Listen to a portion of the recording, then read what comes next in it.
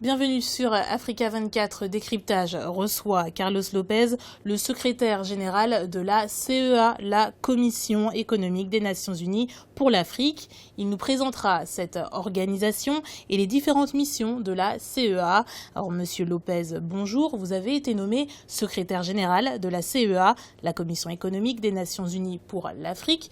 Pouvez-vous nous présenter cette institution ? Alors la CEA, c'est vraiment la boîte à idées du continent, la plus importante, think tank. Notre contribution est surtout dans le domaine des politiques de développement. Donc nous travaillons avec les différents organismes régionaux, surtout les régionaux, mais aussi les pays, dans la définition des politiques pour le continent. Nous sommes une institution panafricaine ancienne, donc on a été créé en 1958. Et donc nous sommes actuellement des producteurs d'une centaine de rapports par an et donc nous contribuons à la réflexion sur les grands défis du continent. Quelles sont les missions de la CEA ? Notre mission principale, c'est la transformation structurelle du continent. Actuellement, nous attachons beaucoup à promouvoir l'industrialisation parce qu'elle nous semble être vraiment la porte d'entrée pour qu'on puisse vraiment avoir une croissance avec qualité et une croissance inclusive, mais qui crée des emplois, une croissance qui est capable vraiment de nous tirer de la structure économique traditionnelle où nous sommes des producteurs de matières premières qui sont dévalorisées et nous avons effectivement très peu de modernité dans les différents secteurs économiques. Donc nous pensons que le but principal de notre action, c'est de pouvoir renforcer les capacités de planification, les capacités statistiques, les capacités de pensée stratégique pour promouvoir la transformation structurelle de l'Afrique. Comment se porte l'économie africaine ?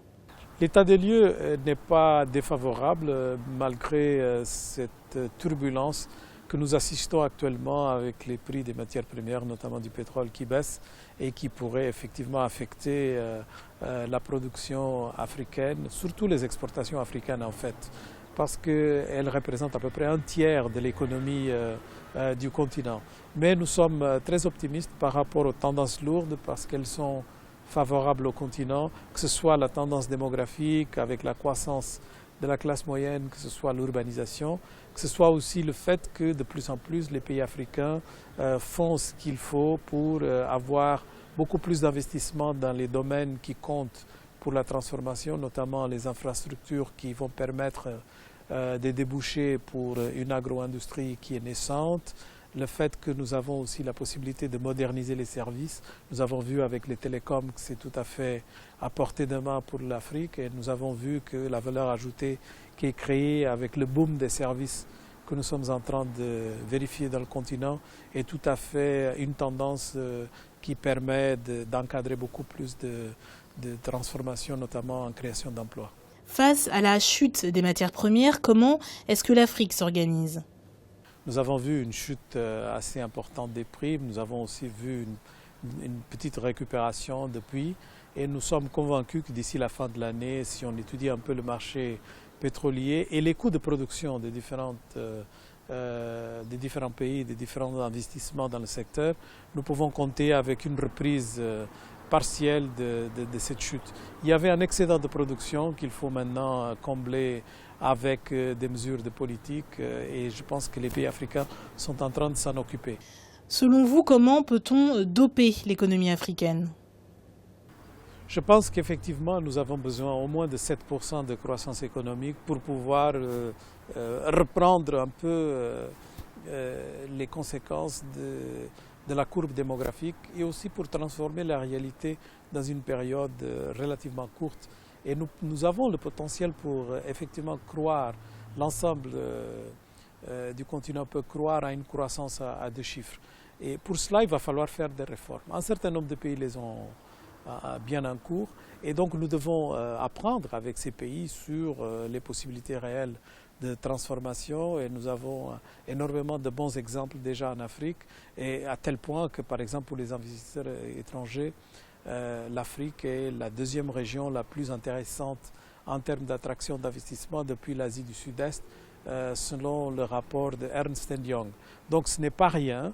Ça veut dire qu'il y a eu beaucoup de réformes. Il y a 8 pays qui ont une meilleure classification, par exemple, que la Chine en termes de qualité de l'environnement d'affaires. Nous avons 11 pays qui ont une meilleure classification que le Brésil et 13 mieux que l'Inde. Donc les réformes sont en cours, mais elles doivent s'accélérer pour qu'on puisse vraiment tirer profit des opportunités qui sont aussi présentées par la crise. Quel est l'apport du secteur privé dans l'économie africaine et comment augmenter celui-ci ? L'apport est déjà considérable, mais malheureusement, il y a beaucoup de contraintes et quelquefois, il y a même des contraintes qui sont posées plutôt aux opérateurs africains qu'aux opérateurs non africains.